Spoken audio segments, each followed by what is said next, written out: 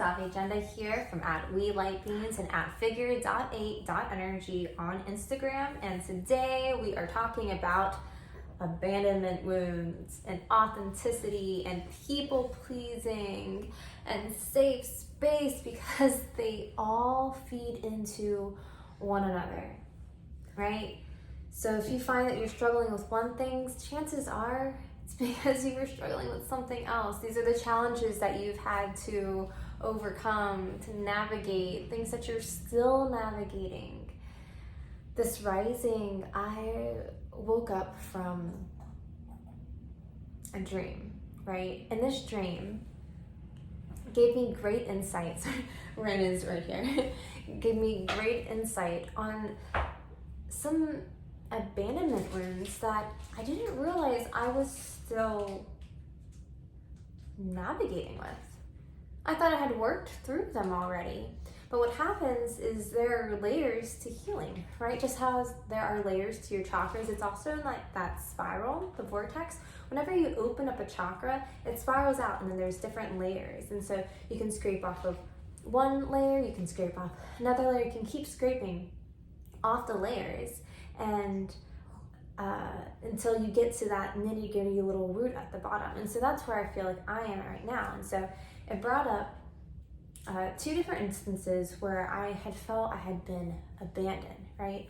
And as I'm in my conscious waking world and I'm navigating this and trying to dissect it, I realized that it wasn't so much those people who had abandoned me, more than it was that I had abandoned myself first and therefore attracted those beings in the future.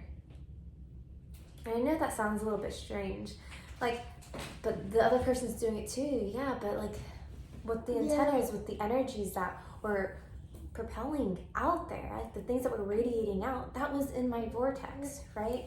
When I was young, I abandoned myself. I stopped being my true authentic self because I fell into that people-pleasing mode. I realized that the way I was showing up, the way I viewed the world and was vocal about it, it triggered people. Of course, that word wasn't like in the same use it was today, but I knew that it affected people in a negative way, where my authentic being frightened people. They were confused by it. Or it was so outside of what they were used to being, an automatic response from children, that they would shut me down right away. And so of course, I'm gonna notice this. And one instance is where I would talk to spirits.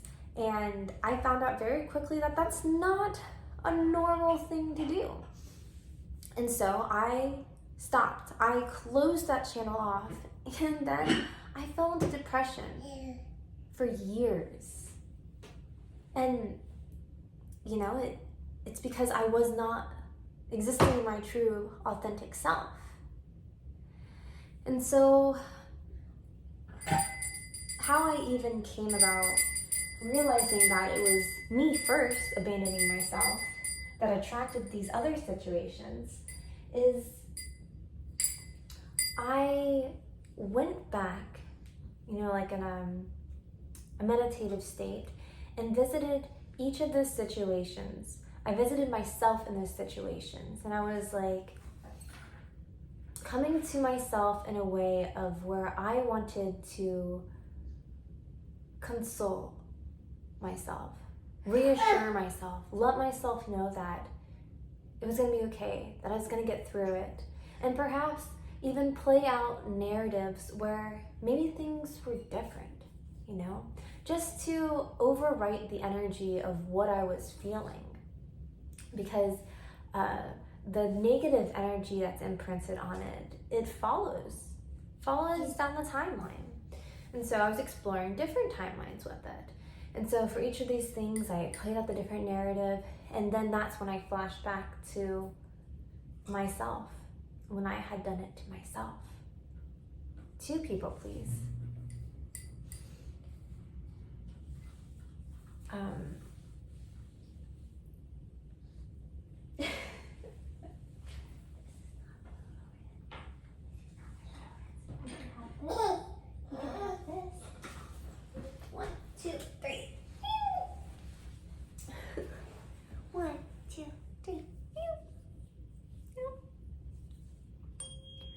And so, fast forward, you're in the now, right? Those things have already happened.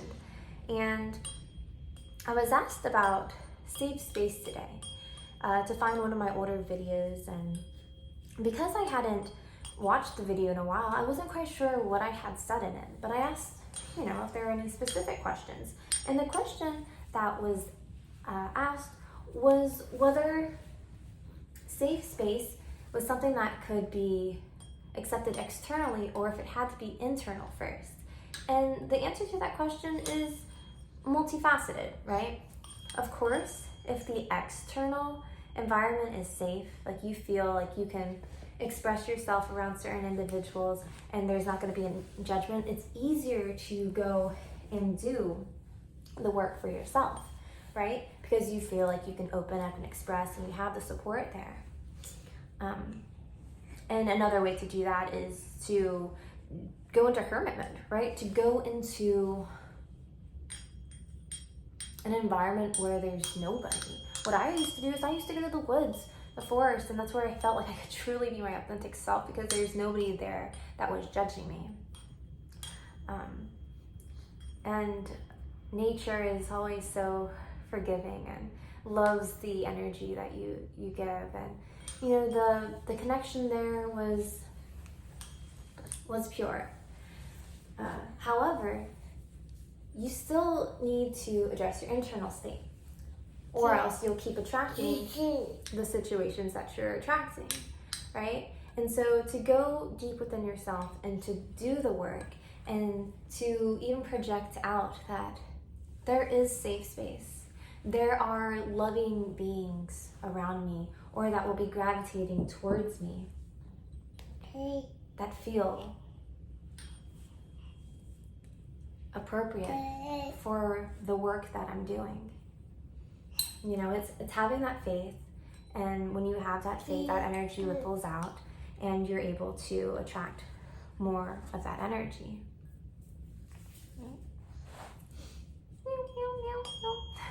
One big thing whenever it comes to healing is there needs to be a level of forgiveness. Forgive the people for the way they showed up, for they know not how much and how long that affected you. And also to be grateful, because in truth, I am absolutely grateful that I abandoned myself. It caused a lot of darkness in my life, but because of what I did, because I know that I fell into people pleasing and all of this, and I know the depths of what it can feel. Now it's very much ingrained into my purpose.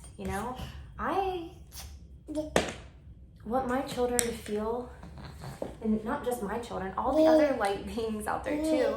I want them to all feel like they have safe space where they can just be themselves, where they don't have to people please, so they don't have to abandon themselves, And so I'm so grateful that I had that opportunity, because I know that I'm not the only one who experienced these feelings. And now we can set the next generations up, right? Like this little wiggly one. All right, you're gonna stay connected to yourself. You're not gonna try to please people, because it really starts with us, right? If our children feel like they have to show up in a certain way in order for us to give them affection, compassion, to love them, then they're gonna do that for all the other beings around them too. They're gonna attract more of those situations. And regardless of whether you have children or not, if you're just doing the work for yourself, you are still changing the frequency, because you affect more than just the children that are in your immediate life. You affect the children that see you, that experience your energy when you're at a grocery store, when you're at a park, when you're driving in the car. All of these different ways that we're showing up affect everybody, because we absorb it into our subconscious. And if you think about the children that are under 7, They are sponges. They're literally absorbing everything. And that's why whenever there's this like pressure for the children to like stay focused and like zoom in on this thing, it's like they don't really need to, because they could be doing one thing, but they're absorbing everything in their environment. They're taking in so much information, and then they're processing that. They're using that as the foundation for their adulthood. And he's ringing it, and he's just like, yes, you're on it, mama, you're on it. But really, that's all I really felt like I needed to share today. I know this message isn't as long as some of the other messages, but perhaps that's a good thing. You know, sometimes a message is short and sweet.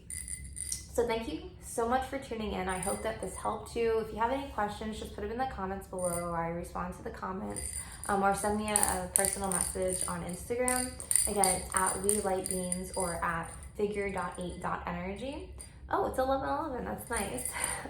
Before I go, I do want to let y'all know that I am opening up the pathways for abundance to flow to me. I just got a bill yesterday for an ongoing custody case for this cutie right here.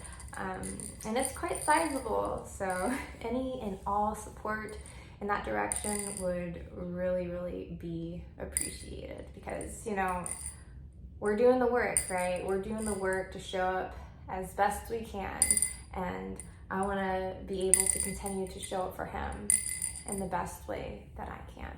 So thank you guys so much. Love you. Later.